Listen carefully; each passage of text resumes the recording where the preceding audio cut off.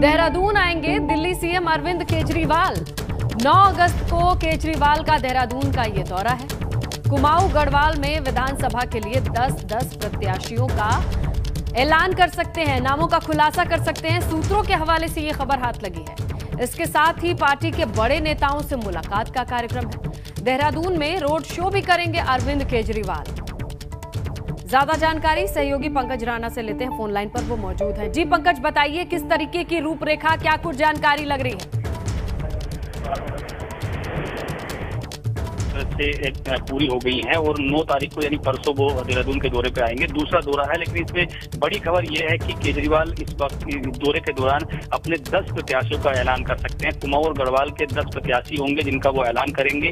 और इसमें क्योंकि भाजपा और कांग्रेस से आगे निकलकर आम आदमी पार्टी इसमें आगे कदम बढ़ा रही है और अरविंद केजरीवाल का जो दूसरा दौरा उत्तराखंड होगा तो उसमें वो 10 प्रत्याशियों का ऐलान करेंगे। यानी कि ये कह सकते हैं कि प्रत्याशियों के तौर पर आम आदमी पार्टी भाजपा और कांग्रेस से काफी आगे निकल रही है, क्योंकि चुनावों का भी लगभग 6 से 7 महीने का वक्त उत्तराखंड में बचा है। और ऐसे में आम आदमी पार्टी यदि प्रत्याशियों का ऐलान कर देती है तो निश्चित तौर पर ये आगे की कड़ी मानी जाएगी। तो अरविंद केजरीवाल के दौरे को लेकर सभी की निगाहें भी टिकी है और खासकर आम आदमी पार्टी के जो तमाम नेता है वो भी लगातार ये सोच रहे हैं कि किस तरह का वो उत्तराखंड का दौरा उनका रहेगा, क्योंकि कार्यकर्ताओं से मुलाकात करेंगे। और इसमें बड़ी खबर यह है कि वो 10 प्रत्याशियों का ऐलान यदि कर देते हैं तो निश्चित तौर पर आम आदमी पार्टी को चुनावी गति में आगे बढ़ने की आगे बढ़ सकते हैं, काफी आगे निकलने की उम्मीद जताई जा रही है। क्योंकि तैयारी जिस तरह से आम आदमी पार्टी की उत्तराखंड में चल रही है, 100 यूनिट बिजली के बाद जिस तरह से भाजपा ने दावा किया था, उसके बाद केजरीवाल ने 300 यूनिट बिजली देने का ऐलान किया था। उसी गति में आगे ये माना जा रहा है कि प्रत्याशियों का ऐलान किया जाएगा और पार्टी के तमाम नेताओं से मुलाकात भी करेंगे और साथ साथ कुछ और भी घोषणा को उत्तराखंड में कर सकते हैं।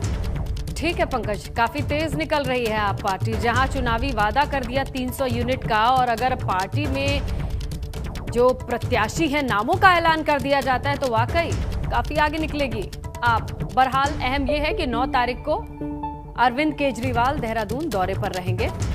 पंकज, आप हमारे साथ बने रहिए, अगली खबर पर आपका रुख करेंगे। और अगली खबर यह है कि पूर्व सीएम तीरथ सिंह रावत वाई श्रेणी की सुरक्षा नहीं लेंगे। वाई कैटेगरी की सुरक्षा से इनकार किया है और इसके लिए उन्होंने सीएम पुष्कर सिंह धामी को एक चिट्ठी लिखी है। तीरथ रावत ने वाई कैटेगरी सुरक्षा वापस लेने का आग्रह किया है, रिक्वेस्ट की है कि वाई कैटेगरी की ये सुरक्षा इन्हें नहीं चाहिए। इस वक्त की बड़ी खबर, पंकज से बाकी की डिटेल लेते हैं। पंकज, क्या वजह है, क्यों मना कर रहे हैं वाई कैटेगरी की सुरक्षा के लिए?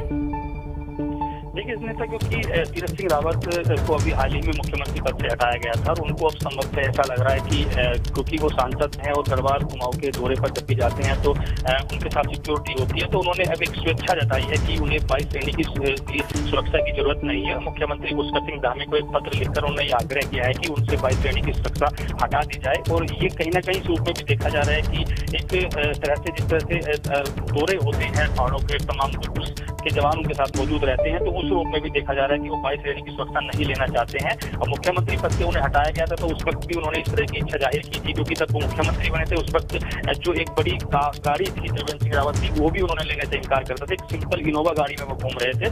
तो इस रूप में देखा जा रहा है कि क्योंकि उन्हें शालीनता के तौर पर भी देखा जाता है कि काफी शालीन व्यक्तित्व उनका रहा है और सिंपल तौर पर वो रहते हैं, तो इसी श्रेणी में उन्होंने 22 श्रेणी की सुरक्षा लेने से इनकार कर दिया है। और अब मुख्यमंत्री पुष्कर सिंह धामी को पत्र लिखकर यह आग्रह किया है कि उनसे 22 श्रेणी की सुरक्षा हटा दी जाए। बिल्कुल पंकज, तो सादगी के तहत बिना वाई श्रेणी की सुरक्षा के ही आगे बढ़ना चाहते हैं, दौरों पर जाना चाहते हैं पूर्व सीएम तीरथ सिंह रावत, और इसके लिए उन्होंने चिट्ठी लिखी है सीएम को। आपका शुक्रिया पंकज तमाम जानकारी के लिए। देहरादून से बड़ी खबर है, जहां कुंभ कोरोना जांच घोटाला मामला और इससे जुड़ी ये बड़ी खबर मिलती सामने आ रही है, जहां 2 आरोपियों की गिरफ्तारी के लिए एसआईटी की रेड नैनीताल और नोएडा में एसआईटी ने छापा मारा है। इन्हीं 2 जगहों पर आरोपियों की लोकेशन मिली थी, जिसके बाद छापेमारी की गई। नैनीताल से नोएडा पहुंचे आरोपी, एसआईटी ने नोएडा में भी दबिश दी है। एसआईटी के छापे की भनक के बाद नैनीताल से नोएडा पहुंचे थे आरोपी, और अब एक आरोपी की पहले गिरफ्तारी हो चुकी है, दूसरे के लिए धरपकड़ जारी है। इसी क्रम में छापेमारी की खबर मिल रही है। ज्यादा जानकारी सहयोगी रवि कैंतुरा से लेते हैं। रवि, बताइए किस तरीके की जानकारी? बिल्कुल स्नेहिता, देखिए जो जानकारी मिल रही है, अगर गुरुवार की बात करें तो गुरुवार को एसआईटी नैनीताल में आई थी और उसके बाद शुक्रवार को भी जब उनको जो आरोपी हैं उनको ये जानकारी हो गई थी कि एसआईटी की जो है छापेमारी चल रही है, और उसके बाद जो है उन्होंने नैनीताल के बाद जो है वो नोएडा के लिए चले गए थे। तो जब लोकेशन अब आरोपियों की नोएडा मिली है तो कल शुक्रवार को कई जगह जो है नोएडा में छापेमारी हुई है। और इसके बाद क्योंकि मैं आपको बता दूं कि एक जो कुंभ कोरोना टेस्टिंग घोटाला है उसमें एक आरोपी की पहले ही गिरफ्तारी हो चुकी है और 2 आरोपी जो नामजद हैं उनकी लगातार जो है उनकी गिरफ्तारी के लिए दबिश दी जा रही है। फिलहाल अभी एसआईटी ने भी नोएडा में ही डेरा डाला हुआ है और वहीं पर उन लोगों की तमाम जो ठिकाने हैं और जो भी मुखबिर तंत्र से जो सूचना मिल रही है उसके बिल्कुल रवि, देखते हैं कब तक ये लुका छिपी का खेल चलेगा, क्योंकि एसआईटी ने भी कमर कस ली है नैनीताल से नोएडा और अब डेरा जमाए हैं नोएडा में। जिस तरीके की जानकारी मिलेगी उस हिसाब से कार्रवाई होगी। बहरहाल आप रवि हमारे साथ बने रहिए, आगे भी खबर पे आपका रुख करेंगे क्योंकि अगली खबर उधम सिंह नगर से है। पुलिस का नया कारनामा सामने आया है। कैसे? पुलिस विभाग ने मृतक सिपाही का तबादला कर दिया है। एसपी दिलीप सिंह कुंवर ने 36 सिपाहियों का ट्रांसफर किया। ट्रांसफर तो ठीक किया, लेकिन 36 में से एक सिपाही मृत है। आनन फानन में मृतक सिपाही का नाम लिस्ट से हटाया गया, वरना तबादले की लिस्ट में वो भी शामिल था जो इस दुनिया में नहीं है।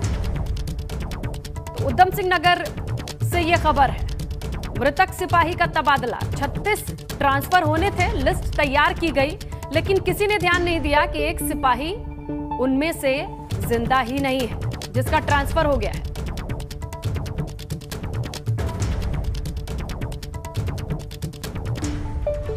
देहरादून से बड़ी खबर मिल रही है, जहां 3 आईएएस अधिकारियों के तबादले हुए हैं। आईएएस दिलीप जावलकर से स्थानीय आयुक्त नई दिल्ली का प्रभार मिला है उन्हें। आईएएस पंकज कुमार पांडे से हटाकर सचिव राजस्व का प्रभार इन्हें मिल चुका है। तो कई तरीके के तबादले और विभागों में परिवर्तन की खबर है। आईएएस वीवीआरसी पुरुषोत्तम सचिव नियोजक तकनीक शिक्षा बने हैं।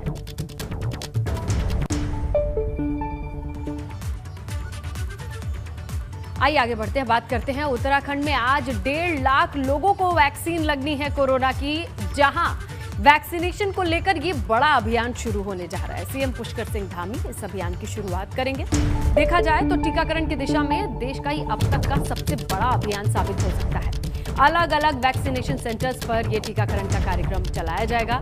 शुरुआत सीएम पुष्कर सिंह धामी करेंगे। उनके हरी झंडी दिखाने के बाद से ही व्यापक पैमाने पर पूरे प्रदेश में यह अभियान चलाया जाएगा, क्योंकि लक्ष्य है 1.5 लाख टीकाकरण का एक दिन के भीतर। तो ये बड़ा लक्ष्य है, इसे पाने के लिए तैयारी पूरी कर ली गई है। रही बात शुरुआत की, तो सीएम पुष्कर सिंह धामी इसकी शुरुआत करेंगे।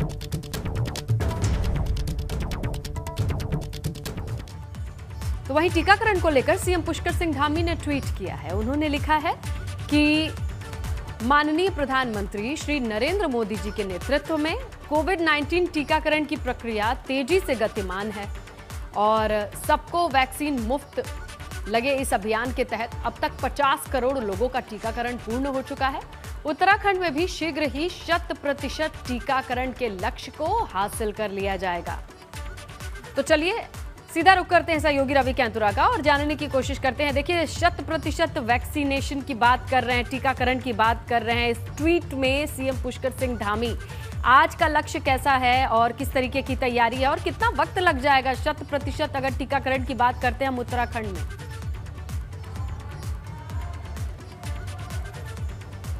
बिल्कुल स्नेहिता, देखिए क्योंकि ठीक 10:30 बजे मुख्यमंत्री यहाँ पर पहुँचेंगे जिस जगह पर मैं मौजूद हूँ, त्यागी रोड संत निरंकारी भवन से इसका शुभारंभ किया जाएगा। आज पूरे प्रदेश में करीब 1.5 लाख लोगों को टीका लगाने का लक्ष्य रखा गया है, क्योंकि उत्तराखंड सरकार का एक लक्ष्य है कि 31 दिसंबर से पहले पूरे उत्तराखंड में सभी लोगों को कोविड की जो वैक्सीन है उसको लगा दिया जाए। पिछले हम कुछ दिनों की बात करें तो उत्तराखंड में कोविड का जो वैक्सीनेशन है वो प्रभावित हुआ था, क्योंकि केंद्र के से यहाँ पर जो है डोजेज नहीं पहुँची थी। लेकिन अब अच्छी बात यह है कि हर दूसरे दिन 3 से 4 लाख डोज उत्तराखंड में पहुंच रही हैं। 1.5 लाख लोगों को आज उसका एक महाअभियान है जिस पर टीकाकरण किया जा रहा है। मैं जहां पर खड़ा हूं यहाँ पर भी ये नए टीकाकरण की शुरुआत की गई है और यहाँ पर भी तमाम लोग पहुंचे हैं। ये त्यागी रोड है देहरादून का, जहाँ पर ये टीकाकरण सेंटर है और ठीक 10:30 बजे मुख्यमंत्री पुष्कर सिंह धामी यहाँ पर आएंगे और इसका शुभारंभ होगा। पूरे प्रदेश में जितने भी जो कोविड टीकाकरण के सेंटर बनाए गए हैं वहाँ पर भी आज अधिक से अधिक कोविड के टीकों को लगाने की जो पूरी कोशिश है उसको किया गया है, क्योंकि 31 दिसंबर से पहले जिस तरीके से एक लक्ष्य रखा गया है कि उत्तराखंड में सभी लोगों को टीका लगा दिया जाना है, उसके लिए लगातार इस तरीके के अभियान और हर दिन करीब करीब 1 लाख लोगों का टीकाकरण होगा, तभी उस लक्ष्य को सरकार पूरा कर सकेगी। तो इसी को देखते हुए, क्योंकि पहले टीकाकरण प्रभावित रहा, लेकिन अब कोविड की जो वैक्सीन है वो उत्तराखंड अब पहुंच रही है। खासतौर पर कोविशील्ड की अगर हम बात करें तो वही जो है ज्यादातर लोगों को लग रही है। जिस टीकाकरण पर मैं इस वक्त मौजूद हूँ, इस टीकाकरण पर 18 से 44 आयु वर्ग के लोगों का वैक्सीनेशन आज से शुरू किया जा रहा है और लगातार ये टीकाकरण सेंटर भी अब लगातार आगे चलता रहेगा। रवि, देखिए आज इस आगाज के साथ ही समझ में आ जाएगा कि किस रफ्तार से और टीकों की उपलब्धता के साथ आगे बढ़ना होगा ताकि पूरी तरीके से उत्तराखंड को वैक्सीनेट किया जा सके। शुक्रिया आपका रवि तमाम जानकारी के लिए। दिल्ली दौरे पर पर्यटन मंत्री सतपाल महाराज है, ये खबर मिल रही है। आज केंद्रीय जल शक्ति मंत्री गजेंद्र सिंह से उनकी मुलाकात हो सकती है। सिंचाई और बांध परियोजनाओं को लेकर ये मुलाकात होनी है। कल नितिन गडकरी से सतपाल महाराज ने मुलाकात की थी और आज गजेंद्र सिंह से मुलाकात कर सकते हैं। जल शक्ति मंत्रालय के मुखिया हैं, जहां पर कई तरह की सिंचाई और बांध परियोजनाओं को लेकर ये बातचीत कर सकते हैं। तो कल नितिन गडकरी से मुलाकात की थी सतपाल महाराज ने और आज गजेंद्र सिंह से मुलाकात का कार्यक्रम है। पौड़ी स्वास्थ्य विभाग ने अब गर्भवती महिलाओं को कोरोना वैक्सीन लगानी शुरू कर दी है। पहले चरण में टीकाकरण के लिए जिले के मुख्य अस्पतालों को चुना गया है, जिसमें जिला चिकित्सालय पौड़ी, बेस चिकित्सालय श्रीनगर, उप जिला चिकित्सालय श्रीनगर, बेस चिकित्सालय कोटद्वार भी शामिल है। इन केंद्रों में टीकाकरण स्वास्थ्य विभाग के पूर्ण प्रशिक्षण के बाद शुरू किया गया। गर्भवती माताओं का जो टीकाकरण होना है उसकी प्रक्रिया हमारे द्वारा शुरू कर दी गई है और ट्रेनिंग की सभी स्टाफ को इसमें दे दी गई है। तो शुरुआत में हम जो बड़े अस्पताल हैं हमारे, जैसे बेसरोड कोटद्वार है, श्रीनगर है, DH पौड़ी है और बड़ी जो CSC है वहाँ पर हम फर्स्ट फेज में स्टार्ट करेंगे। देहरादून से बड़ी खबर है, जहां पुलिस कर्मियों को अब साप्ताहिक अवकाश मिलेगा। जी हां, वीकली ऑफ। उत्तराखंड के सभी जिलों में पुलिस कर्मियों को साप्ताहिक अवकाश मिलेगा। साप्ताहिक अवकाश के लिए DGP ने आदेश जारी कर दिए हैं। इमरजेंसी में छुट्टी चाहिए हो, इसके लिए तुरंत आवेदन पर छुट्टी दी जाए, DGP के ये भी आदेश है। वीकली ऑफ पुलिस के लिए DGP का ये आदेश है। अगर आकस्मिक स्थिति में छुट्टी की जरूरत पड़ती है तो वो भी दी जाए, लेकिन इसके लिए उन्हें आवेदन करना होगा। तो देहरादून से इस वक्त की बड़ी खबर, जहां पुलिस कर्मियों को साप्ताहिक अवकाश, वीकली ऑफ मिलेगा। हर जिले में पुलिस वालों को ये ऑफ मिलेगा ही मिलेगा, छुट्टी मिलेगी ही मिलेगी साप्ताहिक, और इमरजेंसी के लिए भी छुट्टी मिलेगी। उत्तराखंड में चुनाव को लेकर राजनीति की, जहां राजनीतिक दलों की तैयारियां तेज हो गई हैं, देखते हुए केंद्रीय नेताओं के दौरे भी उत्तराखंड में शुरू हो गए हैं। भाजपा और आम आदमी पार्टी के बड़े नेता उत्तराखंड दौरे पर नजर आ रहे हैं। 20-21 तारीख को राष्ट्रपति जी का दौरा है। अभी हम पूरा कार्यक्रम तय कर रहे हैं। कार्यक्रम पहले वो 10 तरह के कार्यक्रम होते हैं उनके, एक पूरा रूटीन वर्क होता है, सबसे मिलेंगे, कोर कमेटी है, अन्य मंत्री मंडल के सहयोगी हैं या इस प्रकार से अन्य पदाधिकारी हैं, जिला अध्यक्ष और उससे ऊपर के सब लोगों के साथ बैठक है, एक बूथ की बैठक होती है, एक अन्य प्रकार के पब्लिक कार्यक्रम भी होते हैं। देखिए, निश्चित तौर पर जब माननीय केजरीवाल जी यहाँ आ रहे हैं तो वो कुछ बड़ी घोषणाओं के साथ ही आ रहे हैं और मेरे को लगता है कि प्रदेश के लोगों को भी इस बात का इंतज़ार रहेगा कि माननीय केजरीवाल जी क्या घोषणा करते हैं।